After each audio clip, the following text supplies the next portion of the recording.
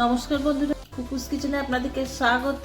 অনেক অনেক ভালোবাসা দিয়ে আজকের ভিডিও শুরু করছি। বন্ধুরা, অনেক সময় হয় বাড়িতে শশা হয়তো একটু বেশি কিনে নেওয়ার জন্যই হোক বা বাড়িতে নিয়ে আসার পরে পেকে যায়, সেগুলো ফেলে না দিয়ে একটা সবজি বানাবো। সেই সবজিটার জন্য আমি শশাগুলোকে সরু সরু করে আলু ভাজার মতন কেটে নেবো। নষ্ট করবেন না, ফেলে দেবেন না, এখন জিনিসের প্রচুর দাম। আমি শশাগুলো কেটে নিয়ে আসছি বন্ধুরা।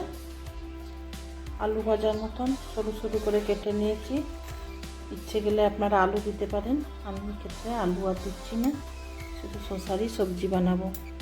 তেল গরম হয়ে গেছে, আমি কালো জিরে দিচ্ছি, কাঁচা লঙ্কা দিচ্ছি, শশা কুচানো দিয়ে দিচ্ছি,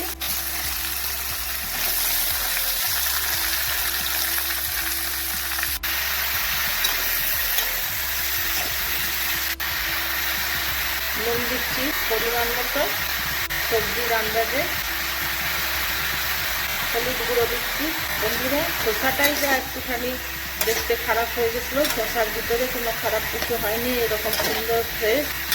এটা সবজি হিসেবে যে কোনো সময়তেই ব্যবহার করা যেতে পারে। আর তাছাড়া কোনো সময় হয়তো আজকে কিনলাম, পরের দিনে হয়তো মনে হয় যে শসাটা খাওয়া যাবে না, বুড়ো হয়ে গেছে, তখন কিন্তু ফেলে দিও না বন্ধুরা। যেটা বললাম, এখন যা জিনিসের দাম, শুধু নুন আর হলুদ দিয়েছি।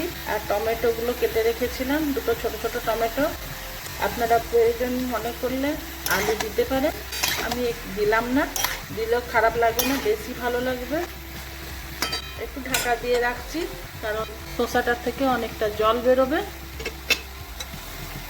এটা একটা ঠান্ডা সবজি বন্ধুরা, এতে কোনো জল দেব না, ঢাকা দিয়ে সেদ্ধ হয়ে যাবে এবং জলটা মরে যাবে।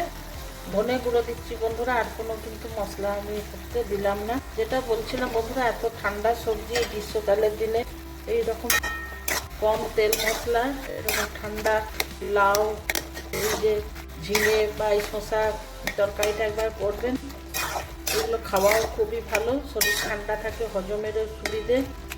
এখানে কিন্তু এক ফোঁটাও জল দেব না, এর নিজের জলেই সেদ্ধ হয়ে যাবে। আরও খানিকক্ষণ ঢাকা দিয়ে রাখবো। আমার কাছে ধনেপাতা ছিল, যদি ধনেপাতা আপনাদের কাছে থাকে ধনেপাতা দেবেন, না থাকলে দেওয়ার কোনো ব্যাপার নেই। এখন সত্যিকারেরই ধনেপাতার সময় নয়, কিন্তু আমি কচি ধনেপাতা পেয়েছিলাম তাই দিলাম। শুধু ধনে গুঁড়ো, ধনেপাতা দিলাম আর টমেটো, কাঁচা লঙ্কা। বন্ধুরা, একটা খুব সুন্দর, একটা আমি নিজেই বলছি খুব একটা হেলদি রেসিপি, কোনো তেল মশলা নেই, অথচ খেতে খুব সুন্দর। একবার হলো বানিয়ে নেবে,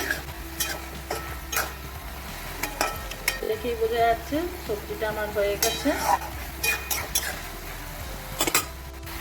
অল্প একটু ঘি দিচ্ছি, না দিলেও চলে, সামান্য একটু দিচ্ছি। এটা ঘিটা কিন্তু সম্পূর্ণ অপশনাল, ঘি দিলে তো যে কোনো জিনিসেরই একটা ভালো ফ্লেভার আসবে, সেটা স্বাভাবিক, না দিলেও ভালো লাগবে। মন গেলে অল্প একটু ঘি দিয়ে নেবেন। বন্ধুরা, সাবস্ক্রাইব করতে কিন্তু ভুলবেন না, নতুন বন্ধুরা যারা এখন আমার চ্যানেলটি দেখছেন। আর পুরনো বন্ধুদের তো আমার অনেক ভালোবাসা রইল। নতুন বন্ধুরা যারা আমার চ্যানেলে এসছেন, তারা অবশ্যই আমার চ্যানেলটি সাবস্ক্রাইব করে নেবেন।